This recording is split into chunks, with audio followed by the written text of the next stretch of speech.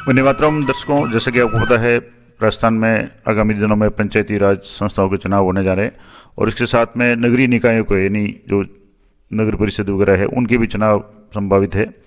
अब latest update मैं आपको बता रहा हूँ कि राजस्थान में पंचायतों के चुनाव मार्च में होने की संभावना पूरी है और इस संबंध में राज्य निर्वाचन आयुक्त श्री राजेश्वर सिंह ने जो बात की है उसके बारे में बात करेंगे।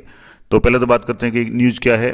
तो राजस्थान के नए जो समीकरणों को देखते हुए 12 जिलों की जो जिला परिषद है उनको छोड़ करके बाकी सभी पंचायतों के चुनाव मार्च में होंगे और पुरानी जो 11,283 पंचायतों का कार्यकाल है वो समाप्त हो चुका है और प्रशासक वहाँ नियुक्त किए गए हैं और ऐसी स्थिति में वहाँ चुनाव करवाना अनिवार्य है। और इस संबंध में सुप्रीम कोर्ट का भी एक आदेश जारी किया जा चुका है, मैंने पहले भी बताया था, इस वीडियो में और भी आपको बताऊंगा डिटेल में।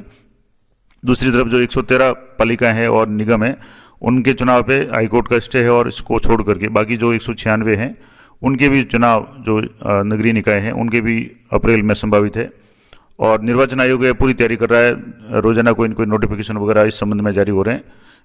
एक वीडियो मैंने बनाया है जिसमें चुनाव प्रक्रिया के दौरान वीडियोग्राफी के संबंध में भी विस्तृत निर्देश जारी किए गए।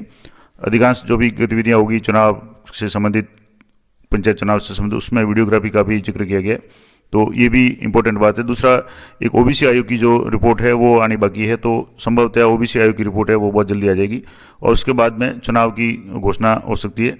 और जो संसद चल रहा है, संसद का सत्र चल रहा है और विधानसभा का सत्र, वो भी 28 फरवरी से शुरू होगा, बजट सत्र होगा, तो उसमें भी उसी दौरान राजस्थान में संभवतः पंचायतों के चुनाव होंगे।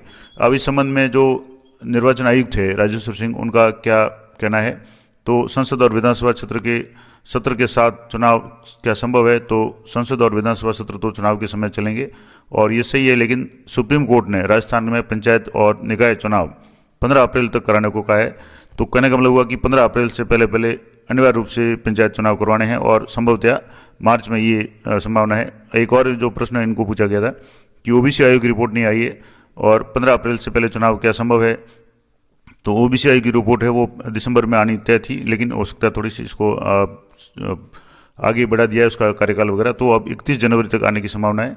तो वो रिपोर्ट आने के बाद में संभवतः ये करवा देंगे। और क्या सभी पंचायतों के एक साथ चुनाव करवा पाएंगे, तो इतना संभव नहीं होगा। मुझे लगता है कि 2 या 3 चरणों में चुनाव होंगे ताकि जो भी कर्मचारी वगैरह है या फोर्स वगैरह है उसकी उपलब्धता है वो सुनिश्चित की जा सके।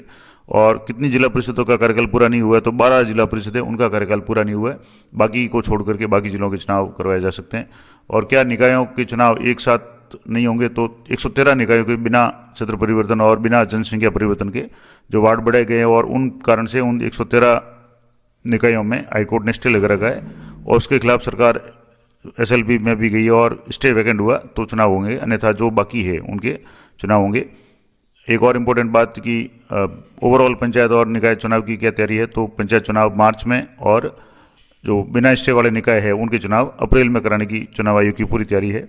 अब राजस्थान में कुल निकाय 309 है, जिसमें से 113 निकायों में स्टे है और 196 में चुनाव करा सकते हैं, तो ये अप्रैल में संभव है। पंचायतों की बात करें तो अभी जो पंचायतें बढ़ गई उसके बाद में 14,699 पंचायतें हैं और जिनमें से 11,283 पंचायतों का कार्यकाल है वो पूरा हो चुका है और जो भी पुरानी थी लगभग पूरा हो चुका है, नई गठित है उनका मामला लगे और 12 जिला परिषदों का कार्यकाल बाकी है। इस तरीके से जो 3,416 नई ग्राम पंचायत बनाई गई है।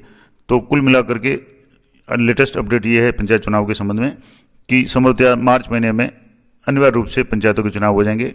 तो ये थी महत्वपूर्ण अपडेट चुनाव के संबंध में। इसी अपडेटेड जानकारी के लिए चैनल पर बने रहें। मिलते हैं नेक्स्ट वीडियो में, तब तक जय हिंद, जय भारत।